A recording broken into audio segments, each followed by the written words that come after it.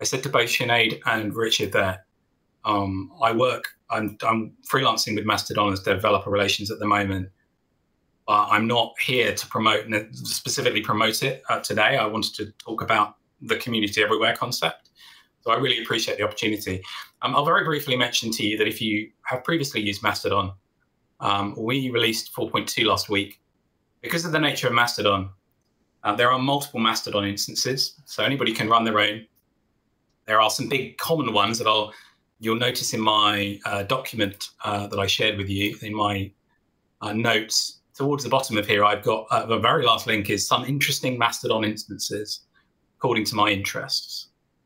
And I literally have made a list of the ones that I go and look at every now and then. So the first one here is, these are literally interesting to me. So the first one is 3dp.chat, which is a 3D printers community.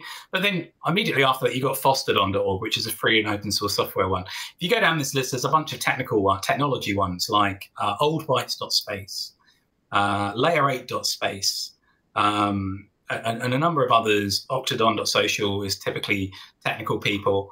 So I just thought I'd share that with folks. Because of the nature of the fact that there are multiple instances, not all of them are currently running version 4.2, but if you're on Mastodon, if you're on Mastodon.social, which is our flagship instance that the non-profit runs, then that is running 4.2. And the biggest thing in 4.2 that is people-focused is revised privacy settings, but principally that you can now search, and you couldn't search previously except for users or hashtags. Now, the thing with this is that Mastodon, as I mentioned, and the Fediverse generally, is a lot more sensitive to privacy and to problematic behaviors. So you must opt in order for your posts to be included in search results. So if you're on a 4.2 server, you must go into your settings and say you want you're opting in that your public posts can be searched by people. There are a bunch of search operators similar to those you might expect on other platforms. So that's something I really wanted to just mention to people. It is not automatic. You must opt in to have your content searchable. Mine is not searchable right now because my administrator on McCall.social, who's a former colleague, hasn't upgraded it yet. And that's fine. It's annoying to me, but it's fine. We've also done some stuff around redesigning hashtags, so they show up now at the end of a post. For example, here is potentially difficult to see on this screen share, but the hashtags show up underneath, so that it's not too in your face. The other thing that's really cool now, if you're used to lists on the other place, Mastodon's lists have worked differently, and you had to follow somebody in order to add them to a list. You still need to do that. But that would mean they'd show up in your home timeline with the new feature. It's called exclusive list. You can, in your list, say, I don't want these users to show up in my home timeline. So that's 4.2. But I also wanted to talk about some other tools, third-party tools, because I'm a developer advocate. I represent Mastodon to people that want to build on Mastodon, and I'm delighted to do that. But I'm also all about, I take the advocacy role seriously in the sense that I really believe that I am there to advocate for the community as well. So I love what people build on Mastodon, and there are some really cool features. So there's this thing called Mermel. Mermel and a couple of these others, I think, may require you to pay at some level of usage. Because Mastodon has no algorithm, you're only seeing time-oriented. Users can't see everything. Let me just try stopping the screen again, because it stopped moving again. I did see, actually, I've got the live stream channel thingy open, and it did stop sharing at a certain point as I was scrolling. Right, so this is Mermel. I'm so sorry for the problems. It may well be where I'm at as well, because my internet uplink might not be very good. This is Mermel. Because there's no algorithm, I will only see posts in time order on my feed, so I might miss stuff. So Mermel lets me say, sign in with my account on my instance, and then it will surface to me the most shared links over the past period I choose.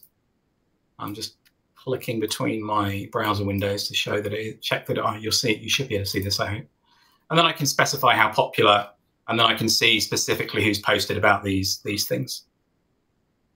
And I also get that emailed to me every day as a digest. There's another tool called FeedSeer, which hopefully my window is reloading, which does something very similar. It doesn't just limit it to links, though. It will limit it to, I can set it for boosts or hashtags and so on. There's another one which is similar called FediView, which does something similar as well. Some people have felt that Mastodon's and the Fediverse generally is a bit difficult to use because of the fact that you have to make connections across entity servers.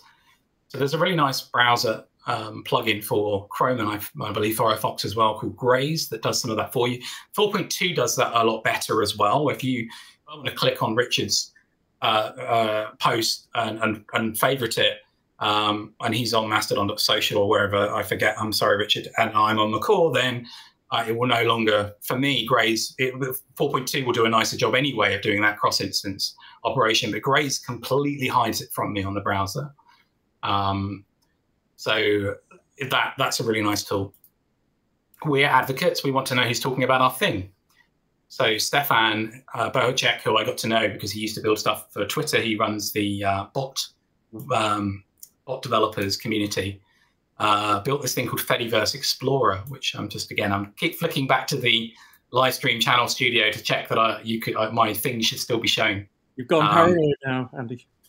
And in here, you'll see why I made a list of interesting instances, because when you search on Mastodon, you're getting the search as that server sees the world. You're not seeing necessarily everything else because of the way the federation works.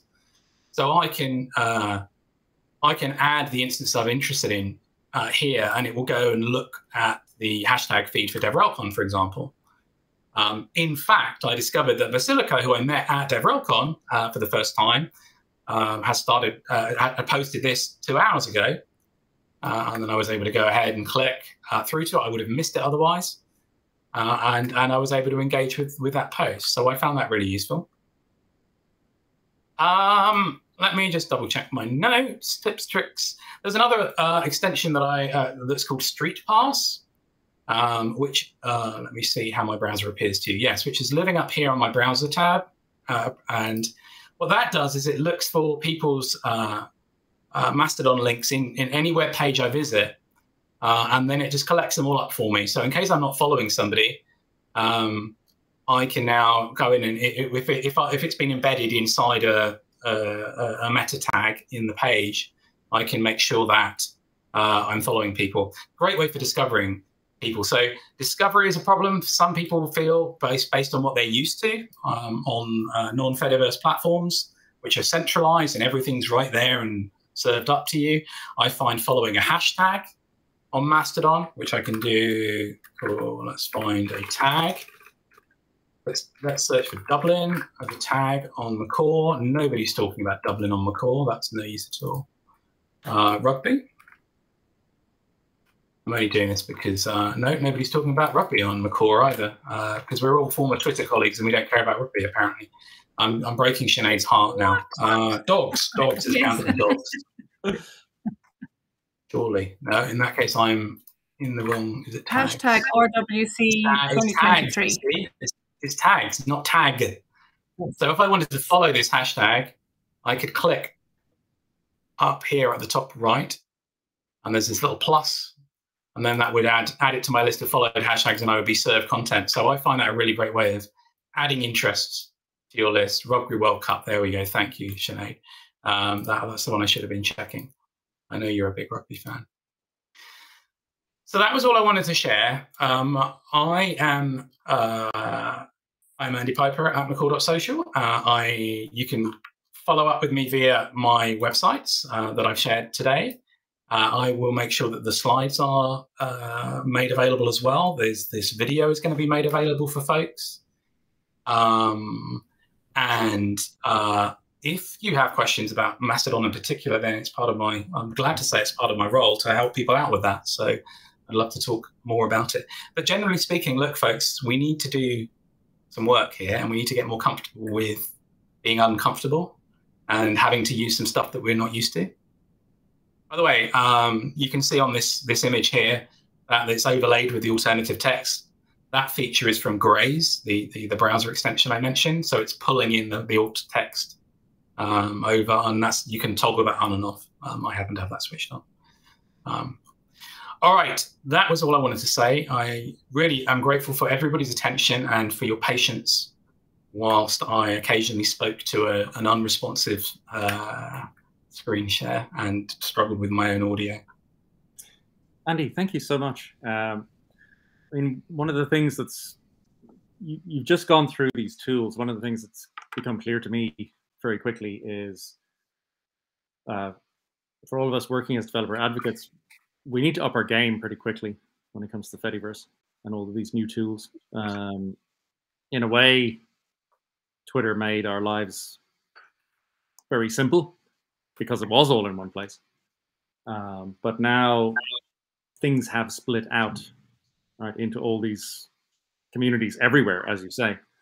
So yeah, the work maybe has become a little bit harder, but one thing there's chinks of light here, right? So I've just added the activity plugin to my WordPress blog, so I can now publish, I can post, and you can follow my WordPress blog directly on Mastodon if you want to, as well as following me.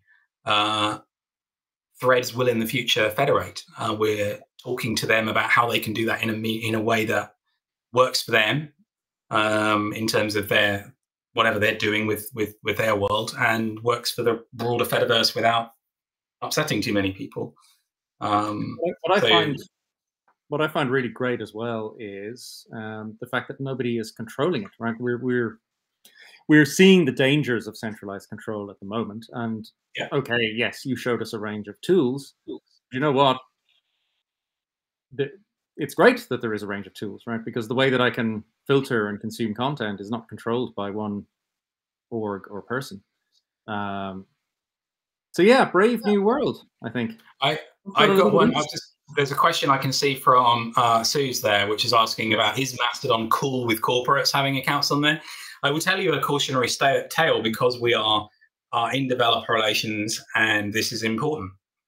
That the Raspberry Pi Foundation set up their own Mastodon instance, and they wrote a really nice post about how they'd done it. They run it on a Raspberry Pi, but they then made some slightly flippant remarks about one of their employees having previously been a police officer, and they upset a proportion of the community on Mastodon. Bearing in mind, again, Mastodon is not one thing. It's part of a broad network of different instances. So a number of instances chose to fully block Raspberry Pi, the whole server. Mine hasn't done that, so I can still see their content.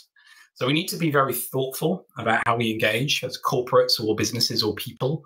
I kind of love the fact that a lot of the open source projects have their own accounts and things on there. I think if you're there to sell, then you're in the wrong place. I would say in terms of cool with corporates, I think if you're being somebody, if you're making the effort to engage and not just sitting there posting marketing messages, then that's probably cool. But each of the instances have their own rules, or you can set your own up. BBC has set one up, and has been a really good exemplar. BBC social.bbc, or also bbc.social so far, and people can choose to then connect to that. I think there's a lot of value in owning your own destiny there, and learning about it. So is that the model for corporate organizations to could be? I mean, it's working well for some government organizations in Europe now as well. We've got the Swiss and German governments and the EU itself with their own instances. I think it would be great if more of the news organizations did the same. There's a couple smaller ones that have. Sinead, you're reminding me that we're going to get rained on very soon as well. So I hope everybody's safe and well over in Ireland. I'm sure you are, but I know it's problematic. The wind is certainly picking up. So in a way, at the first half of this year, I would have felt, oh no, I have to do all this new stuff now. I kind of just keep going with my Twitter.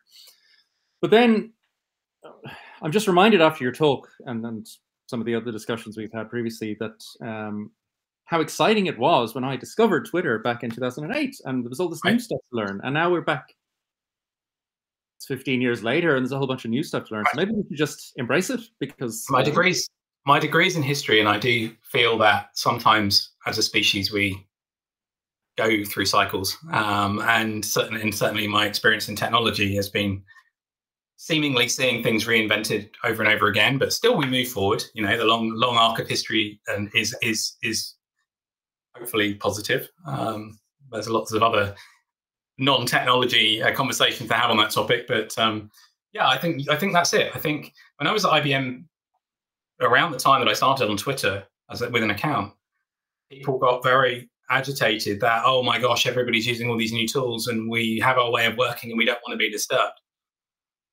We should actually try to embrace being disturbed every now and then, because it's the only way that we grow as humans, in my opinion. So that is my message to all of you as my friends in the DevRel community. We've got a great opportunity here to try some new things, discover some new things, share them with one another, what works for us, and use the things that work. And to quote a new word that's going around, but flip it on its head, I think the Fediverse perhaps leads to wonderfulification, perhaps something like that. Something a bit better than. We're trying. Like I said, I mean, I've got more involved in more interesting conversations with the working groups at the W3C, with the group that I've just been meeting with today and I will tomorrow around data portability. I think there is a group of people that are trying to do good things. It was really interesting because the guy that gave the first talk at the Data Transfer Initiative workshop today was the guy that sort of invented Google Takeout back, 10 years ago, 11, 12 years ago, showing us the presentation he'd shown then to encourage people at Google to let you do that. So yeah, wow. Andy, we have come to the end. Thank you so much. Thank you so much. So, okay, lots to think about. Lots of really practical stuff from Anil, and lots of philosophical stuff and practical stuff from Andy. Thank you again to Contentful.com for sponsoring. The next meetup is going to be on Wednesday, October 25th, 6 p.m. London/Dublin time and 1 p.m. Eastern. And we'll be announcing the speakers shortly on our various socials, including Mastodon. Thank you so much. And we'll also post tonight's talks and follow-up materials on DevRelMeetup.com. So thank you very much to everybody, audience, questions, speakers, and Sinead. Thank you so much. Take care, everyone. Stay safe. Bye-bye. Bye-bye.